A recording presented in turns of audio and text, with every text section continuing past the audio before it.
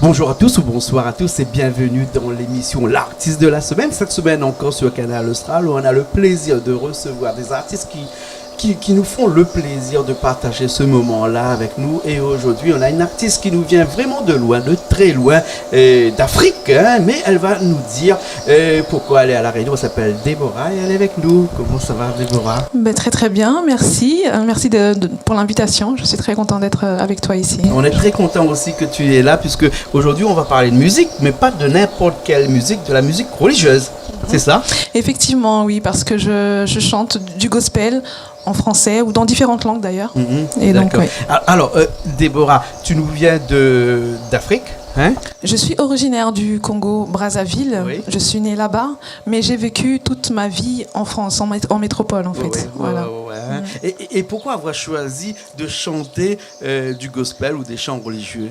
Alors, je pense que c'est quelque chose qui était déjà en moi dès la naissance. Hein. C'est un don, si on peut parler un peu plus concrètement. C'est un don. Et un don, on l'a en soi ou soit on ne l'a pas. Et il s'avère que je chantais déjà depuis ma jeunesse, en fait. J'ai déjà intégré plusieurs chorales.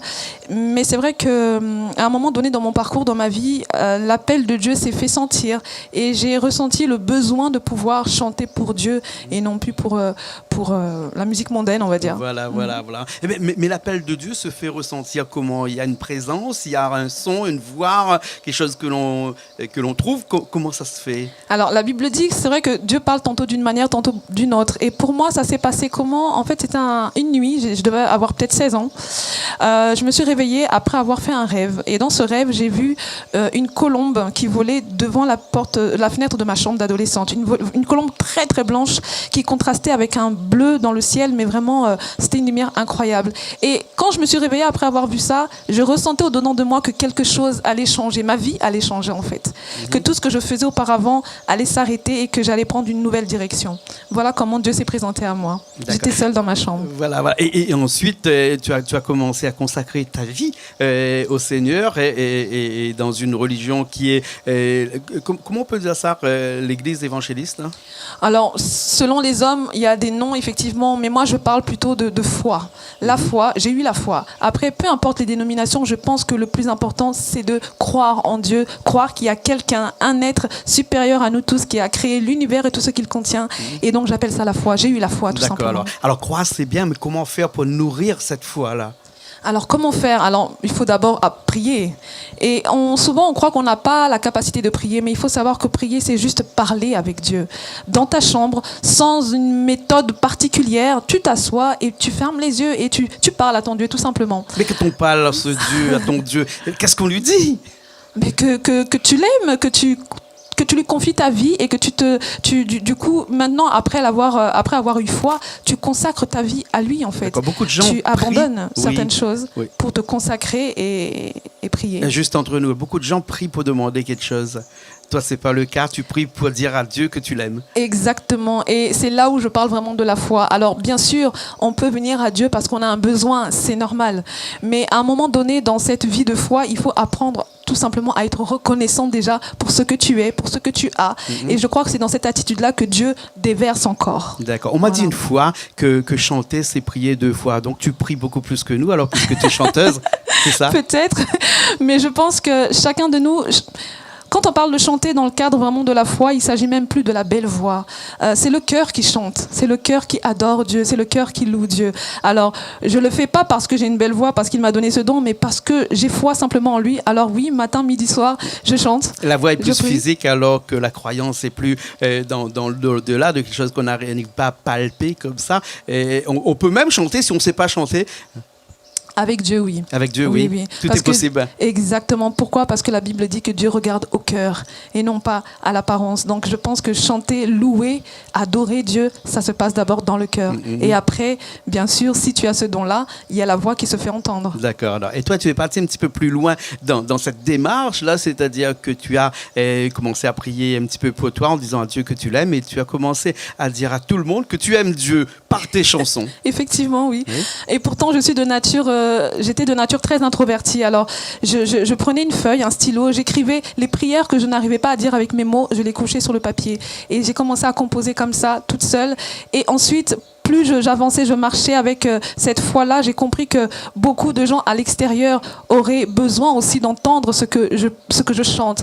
Et que mon parcours n'est pas seulement le mien, mais on va dire mon parcours serait aussi une source de témoignage ou d'encouragement pour les autres qui entendraient en fait ce que j'ai à dire à travers la musique. Donc j'ai commencé à chanter aussi à l'extérieur. Et quand tu chantes à l'extérieur, quand tu écris tes textes, hein, et tu mets quoi à l'intérieur comme ingrédient qui va faire que tu dis à Dieu que tu l'aimes, tu dis aux autres que tu aimes Dieu, mais est-ce que tu dis aux autres aussi d'aimer Dieu?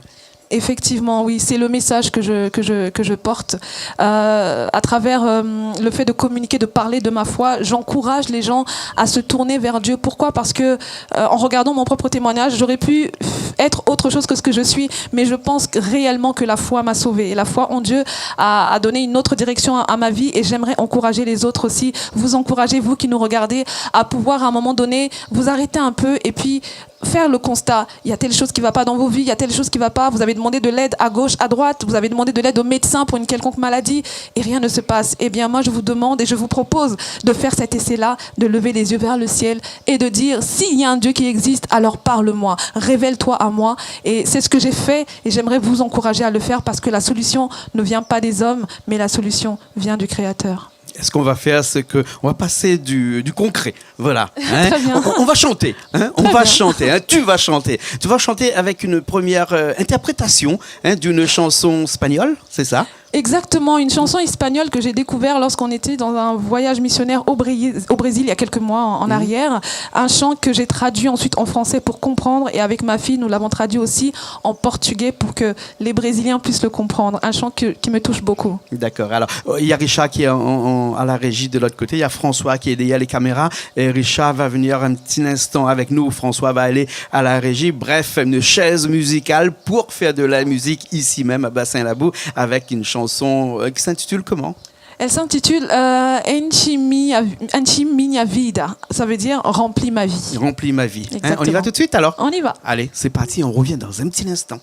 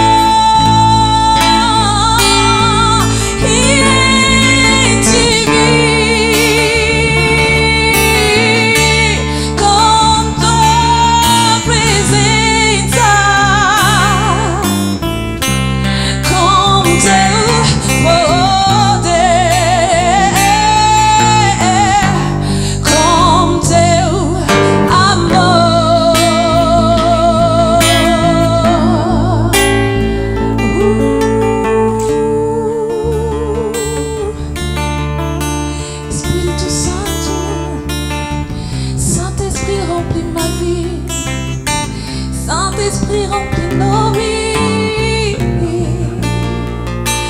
Nous avons besoin de toi. Espírito de Deus.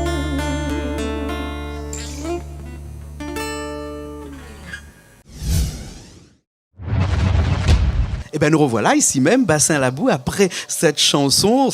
On peut dire que ces chansons grandissent la foi. Ah oui, énormément, énormément. C'est pour ça que, quelles que soient les langues dans lesquelles je chante, que j'entends une chanson, j'aime toujours traduire pour bien comprendre ce qui est dit. Et souvent, on me dit, mais Déborah, quand tu chantes vraiment, ça me touche au plus profond de moi, parce que je comprends et mon esprit saisit ce qui est en train de sortir de ma bouche, en fait. Et donc, et l'esprit et le cœur sont connectés, et du coup, ça ne peut que toucher, je pense, ceux qui entendent aussi. Voilà, hein. Il y a des gens qui gravent la prière dans la pierre. Toi, tu l'as gravé dans du vinyle, hein, puisque tu as des albums. Tu en as 2, je crois. J'ai sorti 2 albums. 2 albums. Un premier en 2004, je crois, ou en 2008. En 2008. 2008, pardon, excuse-moi, 2008. Et celui-là, Tel que toi, c'est le deuxième. Exactement. C'est le deuxième. Et avec que des louanges à l'intérieur, des chants vraiment qui parlent de Dieu. Tout à fait. Et avec une chorale. Aussi. Oui, alors je chante seule en général, mais là c'est un travail qui a été fait en studio, donc j'ai été assistée par d'autres voix de personnes que je connais très bien. Voilà. Hein. Et enregistré à quel endroit? À Paris. À Paris. Oui, d'accord. Alors, hein. Donc on peut pas trouver cet album-là ici, mais je pense qu'on peut retrouver tes chansons sur Internet, par exemple. Alors sur La Réunion, j'en ai avec moi évidemment, mais vous pouvez vous en procurer donc à l'église où je vais prier. C'est à quelle église? À la MCOE, ce qui veut dire Mission Chrétienne Ouvrier de l'Évangile. Ça se trouve à Saint-Louis. D'accord. Voilà. D'accord. Et vous aurez certainement toutes les coordonnées à la fin de l'émission ou en contactant l'émission même. Voilà, exactement. Hein. De toute façon, les gens ils connaissent comment il faut pour nous contacter. Mais tu ne vas pas t'arrêter à là. Tu vas encore continuer à prier, continuer à chanter, continuer à prêcher aussi, parce que tu prêches aussi. Effectivement, oui. Je pense que, alors, voilà, je ne suis pas une chanteuse. J'aime dire, je ne suis pas chanteuse, je suis une adoratrice. Et pour être une adoratrice ou pour être chantre dans une église, il faut aussi avant tout être disciple de Jésus. Alors, mon parcours ne s'est pas arrêté au chant, mais par la grâce de Dieu, il m'a aussi donné ce don, si je peux dire, pour pouvoir aussi prêcher sa parole. Donc, j'ai eu à organiser en métropole des conférences pour les femmes, mais je prêche aussi, quand cela m'est permis, dans l'église, durant les cultes aussi. Donc voilà, j'annonce l'évangile de Jésus, effectivement. D'accord. Avec les gens qui nous regardent, hein, les gens qui sont dans l'océan Indien, puisque Canal Austral n'est pas seulement ici à La Réunion, mais dans toute la zone de l'océan Indien, s'il y a vraiment quelque chose qu'il faut dire actuellement avec la crise que l'on rencontre actuellement, qu'est-ce que tu pourrais dire à ces personnes-là? Garder la foi? Effectivement, oui. Je pense que c'est le mot d'ordre, garder la foi. La situation actuelle mondiale n'est pas du tout évidente. On a tous eu certainement peut-être un membre de nos familles qui a été affecté par cette pandémie. Et c'est dans ce genre de moment qu'il faut vraiment lever les yeux vers le ciel et vraiment prier à Dieu. Et espérer bien sûr que nos lendemains seront meilleurs. Je crois que Dieu a des projets pour chacun d'entre nous. Ces projets ne se limitent pas à la souffrance, non, loin de là. Il a des projets de paix et non de malheur pour chacun. Donc gardons la foi. D'accord. Gardez la foi. Merci beaucoup. On va finir cette émission parce qu'on arrive à la fin de cette émission. C'est pas une grande émission, mais on aura tellement de choses à dire. Mais je crois que tu restes à La Réunion quelques temps.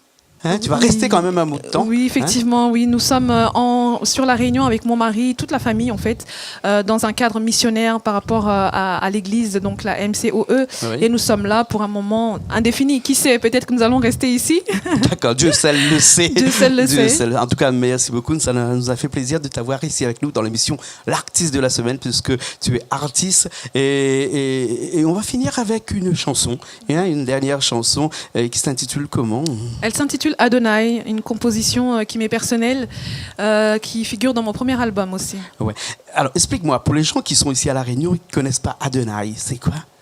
Adonai signifie en hébreu « mon Seigneur et mon Dieu » en fait. D'accord. Donc voilà, c'est un chant vraiment qui témoigne de ma dévotion pour Dieu. J'étais très jeune dans la foi lorsque je l'ai écrite et ce chant veut simplement dire je dis « Adonai, me voici devant ta face » parce que j'étais tellement émerveillée par le sentiment de l'amour de Dieu, de la plénitude de l'amour de Dieu en moi et j'ai commencé à écrire ce chant. Voilà, c'est un chant de reconnaissance simplement pour tout ce que Dieu a fait pour moi. D'accord, merci beaucoup. En tout cas, nous, on était reconnaissants de t'avoir ici avec nous aujourd'hui. On va finir avec cette chanson Et on dit merci à François, à Richard qui était avec nous et aussi à Calix qui était là, Toto qui était là. Et ensuite au pasteur Steve. Steve, mon mari. Steve, votre mari qui est de l'autre côté là-bas. Hein. Merci beaucoup, Déborah. Merci à toi, merci à toute l'équipe pour votre accueil chaleureux. Merci beaucoup. Merci. Et nous, on se retrouve la semaine prochaine dans une nouvelle émission de l'artiste de la semaine sur Canal Austral, bien entendu.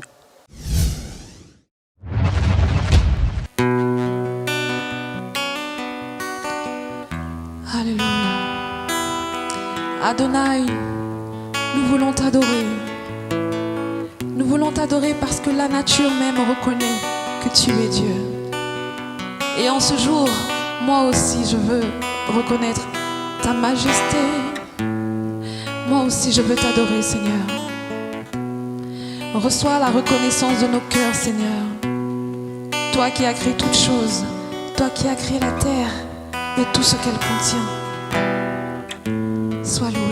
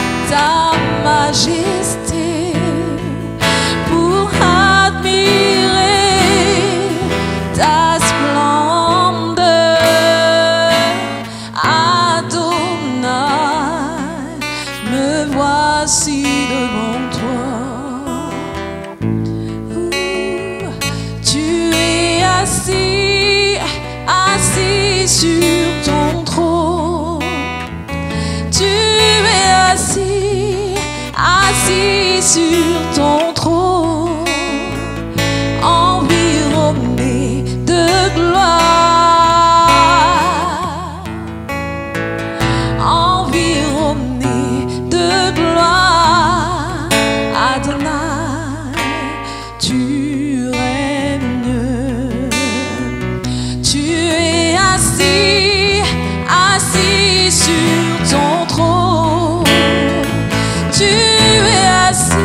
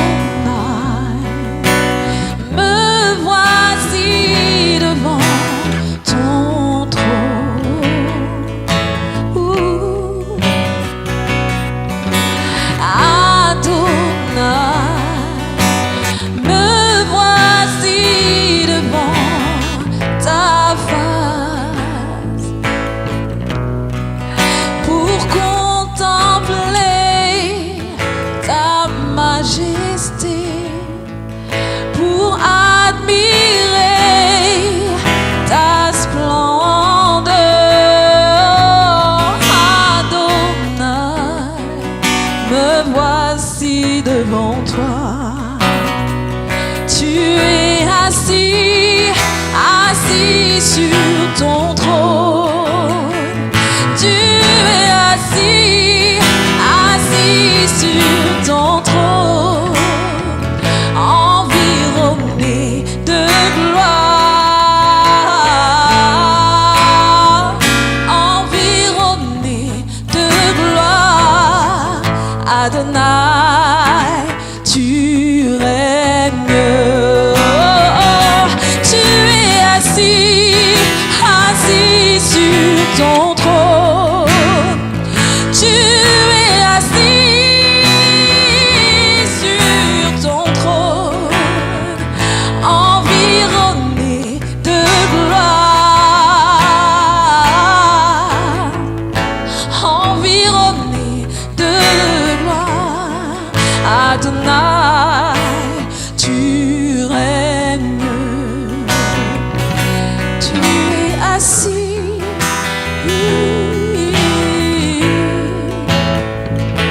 Tu es assis,